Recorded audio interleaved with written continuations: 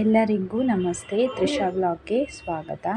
ನಾನಿವತ್ತು ಎಲೆಕೋಸು ಪಲ್ಯನ ಈಸಿಯಾಗಿ ಯಾವ ಥರ ಮಾಡೋದು ಅಂತ ಹೇಳ್ಕೊಡ್ತೀನಿ. ನನ್ನ ಚಾನಲ್ ಯಾರು ಸಬ್ಸ್ಕ್ರೈಬ್ ಆಗಿಲ್ಲ ದಯವಿಟ್ಟು ಸಬ್ಸ್ಕ್ರೈಬ್ ಮಾಡ್ಕೊಳ್ಳಿ. ನೋಡಿ, ನಾನೊಂದು ಪ್ಯಾನ್ ಇಟ್ಟಿದ್ದೀನಿ. ಇವಾಗ ಅದಕ್ಕೆ 1-2 ಸ್ಪೂನ್ ಎಣ್ಣೆ ಹಾಕ್ಕೊಂಡು ಆಮೇಲೆ ಸ್ವಲ್ಪ ಸಾಸಿವೆ ಹಾಕ್ಕೊಂಡಿದ್ದೀನಿ. ಇವಾಗ ಇದಕ್ಕೆ ಸ್ವಲ್ಪ ಕರಿಬೇವು ಹಾಕ್ಕೊಳ್ಳೋಣ.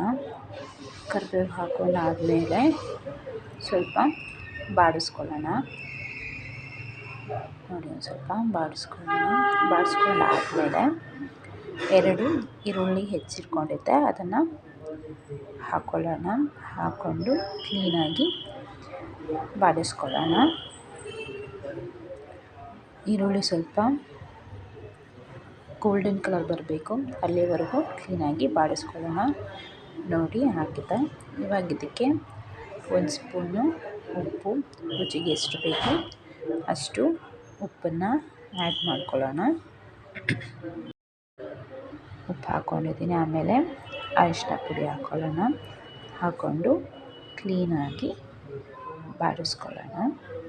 ನೋಡಿ, ಕ್ಲೀನಾಗಿ ಬಾಡಿಸ್ಕೊಳ್ತಾ ಇದ್ದೀನಿ. ಇವಾಗ ಇದಕ್ಕೆ ಎಲೆಕೋಸನ್ನ ಮತ್ತು 1-2 ಹಸಿರು ಮೆಣಸಿನ್ಕಾಯಿನ ಚಿಕ್ಕದಾಗಿ ಹೆಚ್ಚಿಟ್ಕೊಂಡಿದ್ದೆ ಅದನ್ನು ಹಾಕ್ಕೊಳ್ಳೋಣ. ಹಾಕ್ಕೊಂಡಾದಮೇಲೆ ಮೀಡಿಯಮ್ ಫ್ಲೇಮಲ್ಲಿ ಇಟ್ಕೊಂಡು ಅದನ್ನು ಕ್ಲೀನಾಗಿ ಮಿಕ್ಸ್ ಮಾಡ್ಕೊಳ್ಳೋಣ. ಸೈಡಿಂದ ಫುಲ್ಲು ಕ್ಲೀನಾಗಿ ಮಿಕ್ಸ್ ಮಾಡ್ಕೊಳ್ಳೋಣ. ನೋಡಿ, ನಾನು ಮಿಕ್ಸ್ ಮಾಡ್ಕೊಳ್ತಾ ಇದ್ದೀನಿ. ಈ ರೀತಿ ಮಿಕ್ಸ್ ಮಾಡ್ಕೊಳ್ಳೋಣ. ನೀರೇನು ಹಾಕೋದು ಬೇಡ, ಮೀಡಿಯಮ್ ಫ್ಲೇಮಲ್ಲಿ ಇಟ್ಟರೆ ಸಾಕು. ಮೀಡಿಯಮ್ ಫ್ಲೇಮಲ್ಲಿ ಇಟ್ಕೊಂಡು ಕ್ಲೀನಾಗಿ ಮಿಕ್ಸ್ ಮಾಡ್ಕೊಳ್ಳೋಣ. ಮಿಕ್ಸ್ ಮಾಡ್ಕೊಂಡಾದಮೇಲೆ ಒಂದು 5 ನಿಮಿಷ ಮೀಡಿಯಮ್ ಫ್ಲೇಮಲ್ಲೇ ಒಂದು 5 ನಿಮಿಷ ಬೇಯಕ್ಕೆ ಬಿಡೋಣ. ನೋಡಿ, ಇಟ್ಟಿದ್ದೀನಿ. ಆಯಿತು. 5 ನಿಮಿಷ ಆದಮೇಲೆ ಮತ್ತೆ ಕ್ಲೀನಾಗಿ ಮಿಕ್ಸ್ ಮಾಡ್ಕೊಳ್ಳೋಣ. ಮತ್ತು ಕ್ಲೀನಾಗಿ ಮಿಕ್ಸ್ ಮಾಡ್ಕೊಂಡಾದಮೇಲೆ, ಯಾಕಂದರೆ ಅಡಿ ಮಾತ್ರ ಬೆಂದಿರುತ್ತೆ, ಮೇಲೆ ಬೆಂದಿರಲ್ಲ, ಅದಕ್ಕೆ ಮತ್ತೆ 5 ನಿಮಿಷ ಇಡೋಣ. ನೋಡಿ, ಎಲೆಕೋಸು ಪಲ್ಯ ರೆಡಿಯಾಗಿದೆ. ರೊಟ್ಟಿ, ದೋಸೆ, ಚಪಾತಿ ಎಲ್ಲದಕ್ಕೂ ಚೆನ್ನಾಗಿರುತ್ತೆ.